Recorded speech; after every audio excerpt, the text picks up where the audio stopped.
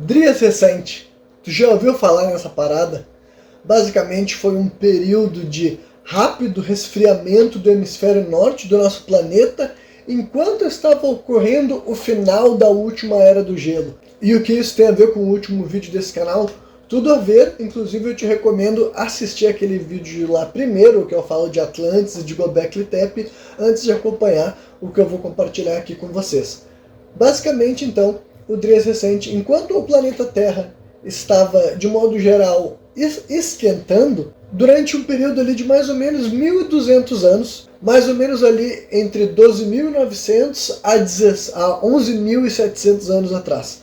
Então, durante 1.200 anos, enquanto o resto do mundo estava esquentando, o hemisfério norte, na realidade, voltou a esfriar. Nós sabemos disso por várias razões. Uma delas leva no nome desse período da história da humanidade, que é Dryas. Dryas era o nome de uma planta que ela floresce muito em períodos de nevasca, porque ela não morre na neve. Então, a gente encontrou um grande período em que essa planta estava sendo predominante no norte da Europa, né? Então, obviamente, também não é uma planta que existia para o hemisfério sul. O clima estar diferente no hemisfério norte, obviamente que afetava o mundo inteiro, na realidade. Afetava de várias formas, porque influenciava em migrações, fazia com que muitas espécies, tanto de populações humanas quanto de animais, tentassem vir para o hemisfério sul, chegar em climas mais amenos, assim como também provocou a extinção. Muita gente teoriza que durante o período do Dryas recente foi onde a maioria dos animais da megafauna encontraram seu fim, sabe? Megafauna são esses animais gigantescos, afinal, hoje no mundo moderno, nenhum animal terrestre é tão grande assim. O maior animal que nós temos é o elefante moderno, que é um animal bastante grande, mas nesse período, por exemplo, foram extintos mamutes, mastodontes e uma série de outros animais de proporção muito maior do que a que nós vemos hoje em dia. Então, a pergunta que muita gente pode se fazer também é: não terá desaparecido também sociedades humanas, inclusive verdadeiras civilizações que estavam bem estabelecidas? Porque quando a gente fala de uma mudança climática drástica dessas, a gente não está falando unicamente de alteração da temperatura. Apesar disso já ser o suficiente para provocar muitas mudanças assim para povos que não estavam habituados a ter grandes proteções. Se a cada década começa a se tornar cada vez mais frio, quem não conseguir se adaptar pode acabar perecendo mesmo. A gente também tem que falar do que a gente chama de a hipótese do impacto do Dryas recente, que alguns pesquisadores levantam a ideia de que, paralelamente à mudança climática que também estava ocorrendo, muita gente teoriza que foi porque justamente por estar esquentando, derreteu geleiras, e essas geleiras que derreteram provocaram um esfriamento no hemisfério norte do planeta. Só que tem gente que teoriza também que estava rolando impacto, sabe? Teve vários impactos, meteoros de diferentes proporções, e isso também poderia contribuir na noção, os mitos fundadores, por exemplo, de cataclismas, de calamidades. No último vídeo eu falo sobre isso. Atlantis dizem que desapareceu com o terremoto de grandes proporções. Naquele mesmo texto, o sábio do Egito diz pro sábio grego que a própria civilização grega várias vezes sucumbiu por cataclismo gerado pela água e pelo fogo. E voltando no tempo, de acordo com a cronologia de Platão, essa Atenas mitológica que ele está falando não era tão distante do período do Dryas recente, entende? Então, honestamente, eu acho que se a gente for encontrar vestígios de algum povo que poderia estar em ascensão, mas aconteceu algo ali naquele período que provocou assim uma verdadeira assim derrubada ou destruição de um império, talvez as pessoas que faziam parte desse império, e quando eu digo império também não precisa ter grandes tecnologias, mas quem sabe uma grande estrutura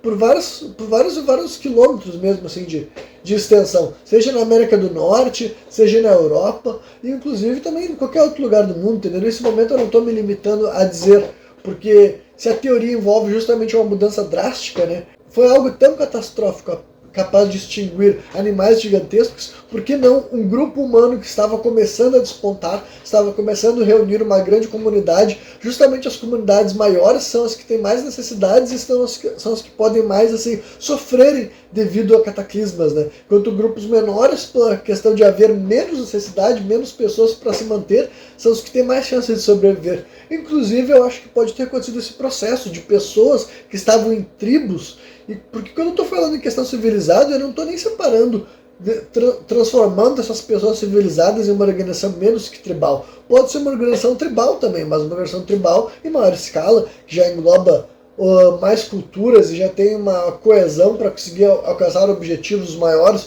como por exemplo fazer grandes construções, que não necessariamente tinham que ser megalíticas, apesar de que elas poderiam ser também, e os vestígios dessas construções ainda não estarem bem claros, sabe? Também levaria essa ideia da migração, sabe? Um povo imigrando de um lugar talvez poderia carregar os seus mitos, sabe? Gente que tinha experimentado morte, devastação recentemente, poderia ter carregado consigo histórias do que tinha vivido, e aí, eventualmente, começam a surgir, por exemplo, todos os nossos mitos de dilúvio. E nós também temos que considerar todas as coisas que podem ter sido assim, perdidas, sabe, no processo anterior a isso. Porque, assim, basicamente a gente não sabe afirmar categoricamente quando que surge o ser humano anatomicamente moderno. Isso envolve também as funções cerebrais, sabe? A gente não sabe afirmar quando que exatamente um hominídeo mais simples realmente se torna alguém que, em questão intelectual, é tão elaborado quanto um de nós, sabe? Sendo separado apenas pela questão cultural. Esse tipo de coisa é muito difícil de definir, por isso que a busca pela civilização são indícios, sabe? Um povo que se organizou a ponto de conseguir trabalhar em equipe para construir estruturas, criar um idioma, criar regras, criar leis, é um povo que já indica haver uma complexidade cultural equiparável à nossa. E agora, para a segunda metade desse episódio, vai ser sobre algo que eu descobri nesse ano, na verdade é nessa semana, que é a cultura natufiana. Esse é um grupo de seres humanos que se formou ali mais ou menos há 13 mil anos atrás e dizem que durou até 9.500 anos antes de Cristo. Então, assim, também tem tudo a ver com esse exato período. Onde é que ele surgiu? É um povo que teria vivido na região do Levante. A região do Levante, então, é onde tem, por exemplo, onde tem Israel, onde tem Egito, onde tem vários desses lugares que a gente comenta até hoje em dia por questões históricas, teológicas, né? E esse povo, ele representa o perfeito elo, um período bem claro de transição que estava rolando nesse momento, que estava rolando o Dries recente, porque lembre-se que apesar do Dries recente estar mudando o clima da América do Norte, evidentemente ele também alterava o clima da América do Sul. O ponto é que não chegou a glaciar, né? Quando o planeta Terra estava numa era do gelo, ele era gelado por inteiro. Mas agora, ele já não estava mais na era do gelo. Só que voltou a estar praticamente, sabe? O hemisfério norte não chegou a se tornar equivalente, ele era no período que todo o planeta estava congelado, digamos assim, mas ele voltou a resfriar, se recuperou uma característica nevada, que obviamente não tinha mais no hemisfério sul e nunca mais voltou a ter. Desde então, desde esse período aí, a gente tem um clima extremamente estável, inclusive que propiciou a agricultura preditiva, sabe? Eu não sei se é exatamente o termo, mas basicamente foi estarmos num clima tão estável há mais ou menos 10, 11 mil anos é o que permitiu as pessoas fazerem uma agricultura tão previsível, porque teoricamente antes disso as mudanças climáticas eram mais imprevisíveis e mais fortes também, então a gente até se pergunta que tipo de cataclismo era capaz de acontecer nesse mundo. Talvez é muito maior e muito mais assustador do que os fenômenos naturais que a gente vê hoje em dia. Talvez nós estejamos vivendo na melhor época nesse sentido, sabe? Mas voltando para a cultura natufiana, algumas coisas que eles fizeram ali que colocam em xeque completamente a nossa definição do que é uma civilização e o que era um povo caçador-coletor. Eles tinham residências, que eram residências assim, fixas, ao mesmo tempo de que eles não iam morar lá o tempo todo. Era basicamente um povo que já tinha uma mentalidade sazonal, sabe? Eu vou ficar um pouco aqui, mas depois eu vou ir para outra região, porque em tal lugar, em tal momento vai valer a pena eu estar lá para pegar tal coisa, fazendo uma analogia simplista para o mundo moderno e alguém que trabalha uma época do ano e vai para o litoral em outra época, entendeu? Então tu tem uma região que seria onde tu passa a maior parte do tempo, mas não quer dizer que tu vai ficar lá preso o tempo todo. Então questiona também até as noções de mobilidade, sabe? Muitos pensamentos, mostra muito assim, muito planejamento, muitas questões que as pessoas achavam que caçadores-coletores não podiam ter. Mas eles ainda não dominavam a agricultura moderna. Mas isso não quer dizer que eles já não tinham um outro tipo de comportamento como que era capaz de coletar, porque eles desenvolveram um grande processo de moer, né? Eles desenvolveram ferramentas úteis para coletar as coisas, como foice. Então eles já sabiam coletar uma relação muito mais profunda do que só aquela ideia de que as pessoas tinham, que era alguém que só fazia manualmente, pegar assim. Então eles já sabiam coletar recursos e utilizar para fazer coisas, para fazer casas circulares que tinham uma parte subterrânea com telhados, inclusive parte da casa era de pedra mesmo, entendeu? Então assim, eles eram muito elaborados, muito mais elaborados do que a gente imagina, anterior até mesmo à população de Göbekli Tepe. Quando que é o início da civilização, entendeu? Como eu falei no último episódio, toda civilização que existe é herdeira de outro povo que já existiu. Quase nada está sendo inovado a partir do nada. A gente sempre está construindo algo a partir de alguém que nos ensinou. Então, da onde que essa população veio, da onde que eles tinham aprendido essas técnicas, sabe? Por que eles desenvolveram essa postura? Então, assim, é outra evidência de uma mudança estrutural gigantesca que estava acontecendo no mundo ao redor desse período. Em sítios natufianos também foram encontrados enterros simbólicos, sabe? Pessoas assim que mostra que já tinha uma simbologia, já eram colocados objetos. Então, tudo isso já mostra uma elaboração cultural, que é aquilo que eu falei. Isso já mostra cognição, e isso também já mostrava também que... e daí, como tinha uma grande abundância, eles não precisaram desenvolver a agricultura do jeito que a gente conhece, e também a gente deveria até se perguntar sobre a necessidade de desenvolver uma agricultura do jeito que a gente conhece em primeiro lugar, sabe? Porque eles conseguiram viver da caça, da coleta, e eles chegaram até a criar essas ferramentas. E daí, quando eu descobri eles, outra coisa que eu quis saber, então, tá, de onde que eles vieram, então? Eu descobri que eles surgiram de uma cultura chamada de cultura quebariana, que viveu também na região do Levante, obviamente, e era um pouco mais nômade do que eles, se movia mais do que eles, e justamente por essa mudança climática que eles foi tendo mais abundância nas regiões que eles já estavam habituados, foram se desenvolvendo. E esses próprios quebarianos, eles já tinham ferramentas que eram de micrólitos. O que são micrólitos? São pequenos pedaços de pedra que estava sendo esculpida. Por que isso também é importante? Porque eles também mostram esse momento de transição para o que a gente chama da Era da Pedra Polida. Porque basicamente a humanidade ficou assim, sabe, centenas de milhares de anos na Era da Pedra Lascada, que seria o Homem das Cavernas. Isso quer dizer que basicamente, em questão biológica também, eles eram iguais a nós, só que como eles não tinham essas ferramentas de maior possibilidade de controle, de fazer as coisas, eles basicamente eram muito mais limitados nas alterações que eles poderiam fazer. E isso está diretamente ligado ao fato de ser nômade. Só que esses quebarianos, eles já tinham essas pedras que mostram que eles já estavam fazendo alguma espécie de lascagem. Porque é isso, tipo, não tem como a gente definir. Todas essas questões mostram as transformações do comportamento humano, e essas transformações do comportamento humano é onde dá margem para a gente interpretar onde que inicia a civilização. Mas como eu falei para vocês, para mim, não considerar o povo que construiu o Göbekli Tepe uma civilização, para mim já é forçação de barra. A gente tem que assumir que caçadores-coletores ou algo híbrido de caçador-coletor com sedentário já é um povo civilizado, na minha opinião. Entendeu? Por causa dessas coisas. E os elementos que tinha na civilização natufiana, que é anterior ainda, sabe? Utilizar essas ferramentas para viver da colheita sem achar que tu precisa estar plantando, e entender os grãos profundamente a ponto de descobrir como que tu moe, como que tu faz vários tipos de coisas, sabe? Tudo isso implica uma reflexão profunda sobre as coisas que tá se relacionando, entende? Não é aquela ideia realmente que o Homem das Cavernas é isso, o caçador-coletor é isso, é alguém que o animal que ele vê, ele caça, a pesca, essas coisas mais assim, intuitivas, sabe? Tu vai tentando, vai falhando, depois uma hora tu consegue. Inclusive, até hoje em dia tem tribos humanas que ainda vivem nesse estilo de vida, com pouca elaboração cultural, entendeu? Paralelamente a esse estilo de vida, quando que começou a existir um pessoal que já era bem mais elaborado do que eles, sem precisar fazer grandes cidades, grandes construções. Embora, como eu falei, talvez eles até tenham feito, e essas construções foram soterradas, devastadas, estão no fundo do mar e coisa do tipo assim, que a gente ainda não sabe saber, a gente ainda não pode saber. Ou também a ideia de que muitos lugares mais modernos, que a gente acha que são mais modernos, foram herdados de civilizações mais antigas. Como, por exemplo, sabe, eu vou dar um exemplo do pessoal que viveu na Mesoamérica ali, povos famosos como os maias, incas e os astecas. Não tem como a gente saber quando que aquelas construções ali foram feitas, porque as pedras são muito mais antigas do que as construções que elas fazem parte, entende? Aquelas pedras são muito mais velhas do que a construção que elas estão ali compondo. Então a gente não tem como saber exatamente quando que a coisa foi construída. A gente precisaria ter inscrições, coisas do tipo, a gente precisaria ter os códexes, vários e vários livros que os incas tinham, e os maias também, se não me engano, e foram destruídos pelos espanhóis que disseram que era que não passava de mentiras do diabo, sabe?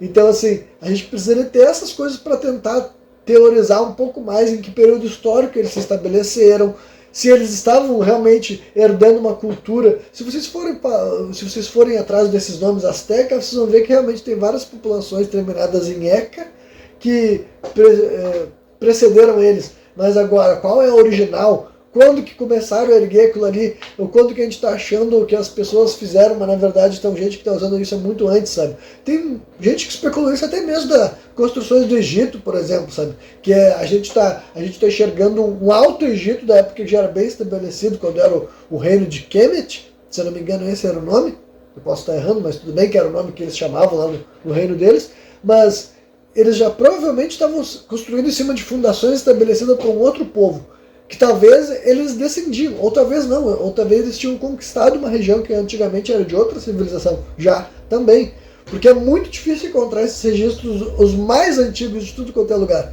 Foi por isso que eu estabeleci, falei dessa... agora eu consegui traçar, estou cada vez indo mais longe na ideia da busca da civilização antiga, entendeu? Porque para mim é isso, civilização é isso, é um povo que já tem simbologia, que já trabalha essas coisas, sabe? Se a civilização quebariana já era isso, ou civilização não, né? A cultura quebariana já era isso, eu não sei, mas para mim a cultura natufiana eu também já considero uma civilização também. Eu teria que ver por que as pessoas não chamam de civilização, porque assim, se eles têm arquitetura, quer saber fazer casa, se eles têm arquitetura, se eles sabem fazer casa, inclusive com um pedaço subterrâneo, casa de pedra, que nem eu falei, sabe? Casas circulares também, que é uma escolha arquitetônica muito interessante. Então eles já sabiam caçar, pescar, moer, coletar, inventaram ferramentas para facilitar a coleta com a foice. E já sabiam utilizar ferramentas de pedra polida, então eles já estavam na era da pedra polida, não era mais população da pedra lascada. O que falta? A gente tem que encontrar uma cidade? Quer dizer que se eles não construíram uma cidade, eles não são uma civilização? Se eles já enterravam com símbolos, sabe? Se eles já tinham tudo isso? E como eu falei, se o antepassado deles já mexiam com micrólitos, da onde que essa população quebariana já estava vindo com esse fundamento, sabe? É tudo daí agora para mais da especulação, que eu vou desenvolver em outros vídeos também, talvez não seja o próximo vídeo desse canal, talvez eu deixe vocês descansar um pouco dessa questão, mas é só para mostrar que eu acho que tem muita margem para a gente buscar pelo princípio da civilização de uma ótica bem assim investigativa, sem ser alarmista, sem ser assim, sabe, do jeito que aqui tem o pessoal golpista que quer fazer tipo Ratanabá, tá ligado? Uma cidade de 300 mil anos escondida na Amazônia que interliga o mundo inteiro de forma subterrânea. Isso daí, pra mim, é tipo assim de desinformação patética que tira o interesse das pessoas nisso que eu tô falando, que pra mim é fascinante, entendeu? Eu não acho que tipo assim, eu tô pegando algo pequeno e fazendo de conta que é grande coisa. Pelo contrário, eu acho que são coisas que questionam os paradigmas pré-estabelecidos. A gente é obrigado a reconhecer que, olha, é muita informação que confirma a ideia de que essas pessoas faziam as coisas com intenção, com agenda,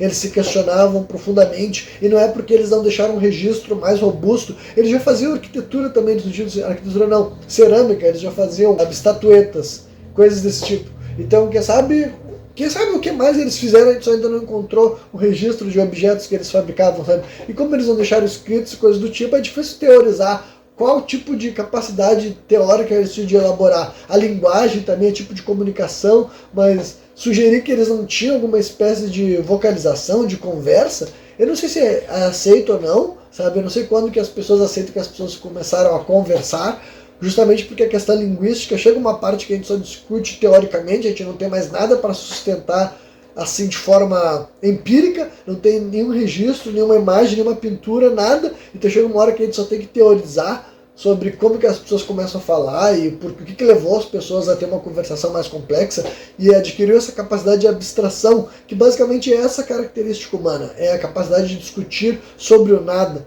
que na realidade não é o nada, a gente cria as coisas na nossa cabeça. A gente entende conceitos, a gente modela eles e através desses conceitos a gente dá forma, a gente dá vida para as coisas do mundo real. Então é isso que é um fascinante para mim, é a mesma noção da origem da consciência humana, a origem do ser humano moderno, a origem de Adão, se vocês preferirem, que eu acho que para mim a metáfora bíblica de Adão é isso, é o início da expansão da consciência humana. E por que eu estou citando Adão? Porque essa população daí está diretamente ligada com o Levante, então eles têm chance de estar diretamente ligados, sei lá, ao Jesus Cristo histórico, por exemplo, e outras populações que viveram ali, sabe? Porque isso daí esse pessoal viveu muito antes de tudo que a gente conhece. Viveu muito antes dos gregos, viveu muito antes dos egípcios, viveu muito antes dos hebreus, de Cristo, etc. Então, eles podem ser esses povos também, entendeu? Eles podem ter dado, os descendentes desses povos podem ser, sei lá, as 12 tribos de Israel, coisas desse tipo assim, porque eles viviam na região do Levante, que não é só Israel, é vários outros lugares também, se vocês pesquisarem no mapa vão ver. É várias regiões modernas que a gente inclui quando a gente fala Levante. Esses povos daí podem ser descendentes dessa cultura natufiana, sabe? Quem sabe esse pessoal daí realmente é as fundações por trás do mito do mito da Atlântida de Platão, por exemplo, entendeu? Quem sabe eles fizeram assentamentos pré-históricos na Grécia e depois uma outra população deles migrou para o Egito, que não é longe. Eu acho fascinante que, para mim, essa informação dessa civilização aí contribui muito mais, civilização né, para essa cultura, mas eu estou declarando eles, mas a cultura natufiana encaixa muito bem com Platão, na cabeça dele, tipo, quando ele está falando da Grécia, essa Atenas mitológica, onde é que está localizada geograficamente? Será que é a mesma Atenas moderna ou é a geografia em outro ponto também? Porque também essa é outra coisa muito difícil de entender, o que as pessoas antigas querem dizer quando eles usam as palavras. Dificilmente eles querem dizer exatamente aquilo que a gente utiliza elas também no dia moderno. Mas é isso aí. Espero que esses 2 últimos vídeos tenham de alguma forma se entrelaçado. Meu objetivo era construir essa narrativa para mostrar aquilo que eu falei aqui. Para mim, essa é uma das minhas buscas históricas que eu tenho mais paixão no mundo moderno, é a possibilidade de a gente reescrever a nossa compreensão da civilização, o início dela, tipo, onde que aconteceu, o período que aconteceu, coisas desse tipo, a gente pegar certos paradigmas, certos dogmas científicos e acabar com eles, substituir por algo mais verdadeiro, conforme a gente conseguir encontrar mais evidências. E como eu falei, quem sabe esse daí a gente acaba chutando para mais longe. Isso daí já estendeu, para mim já expandiu praticamente, sei lá, 8 mil anos do que eu acreditava. Então, quem sabe expandir mais 8 mil não é um delírio. Mas é isso aí. Quem viu esse vídeo até o final, espero que tenha curtido. Se está vendo no YouTube, deixa um like, se inscreve no meu canal. Se está assistindo no TikTok, deixa um like também e passa a me seguir. Valeu!